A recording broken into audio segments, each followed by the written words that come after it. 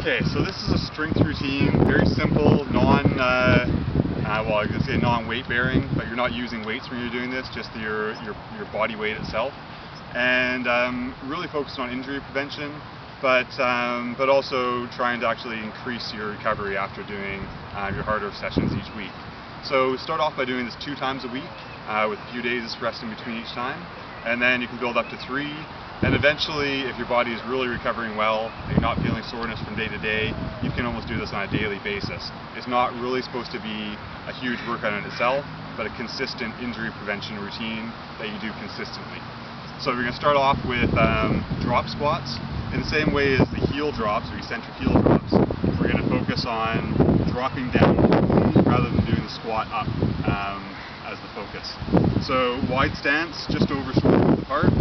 Toes pointed forward and dropping down as quickly as you can.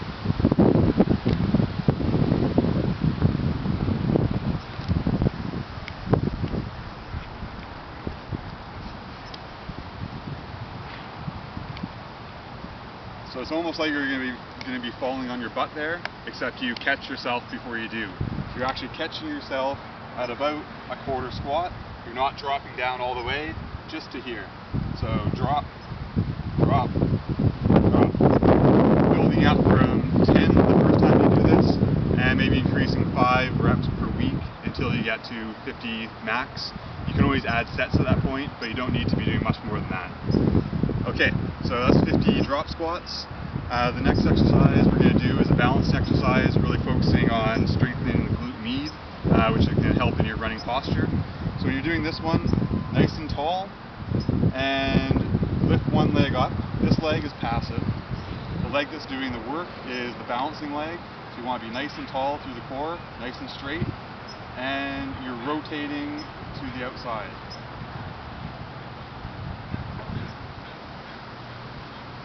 Nice and controlled. It's better to do this exercise slow and controlled than fast and losing your balance. So starting off with 10 on one leg and then 10 on the other leg. What you're not doing here is moving this leg. That's not right. It's all about the leg that's doing the balance. The bent knee is just passive and just remaining stable.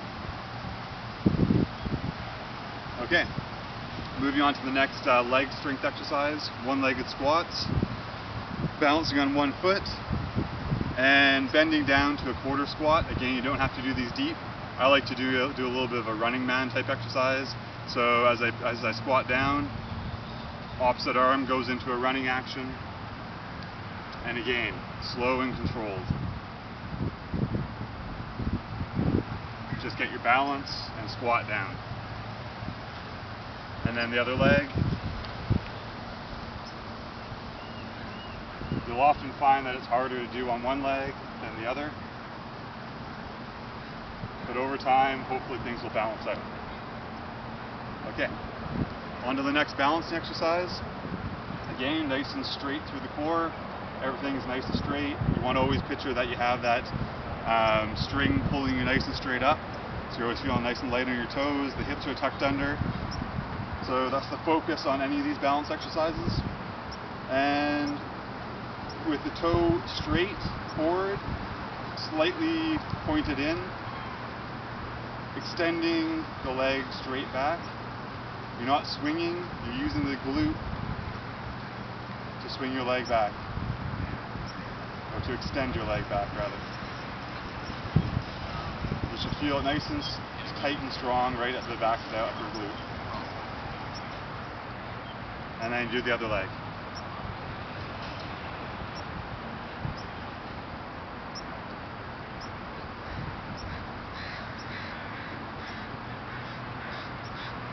Okay, next exercise we're going to do, hamstring exercise. So really working the back of the leg. Nice and tall again, balance on one foot, and then reaching to the ground with your opposite arm. At first you may only be able to go part of the way down. So you're just keeping this leg, the balanced leg straight, and then reaching towards the ground. You're not bending, you're not doing this, keeping everything straight,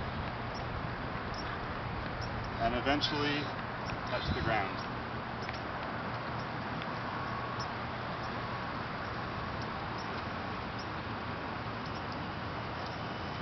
So opposite arm, opposite leg always, just like when you're running. One leg always goes up, one leg always goes down. And other leg. This one's always harder for me.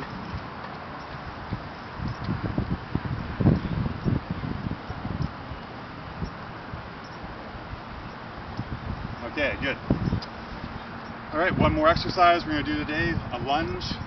And what you're doing with the lunge is really trying to reach out, touching the knee to the ground. This knee is back from the foot. You never want to have the knee over the foot, so make sure that the foot does come down far enough in front of you so the knee is back. If you're not lunging far enough, then the knee will actually come further than the foot, and you have a danger of actually injuring the knee by doing that. So lunging forward, and then lunging forward again.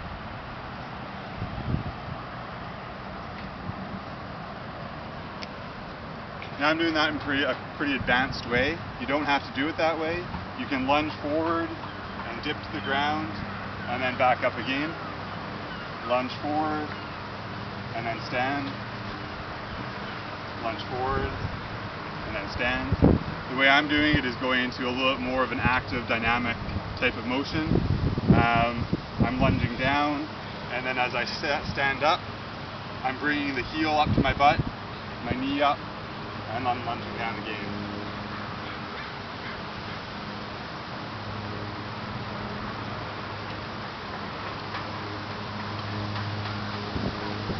And then finally, you can always end with your heel drops again. You center heel drops, bring a little more strength, some more blood flow back into the heels and the Achilles and the calf. And that would be pretty much it. So nothing that's really going to build up a lot of fatigue, but something consistent that will keep you healthy and hopefully running longer and faster, and hopefully into our later years, so we don't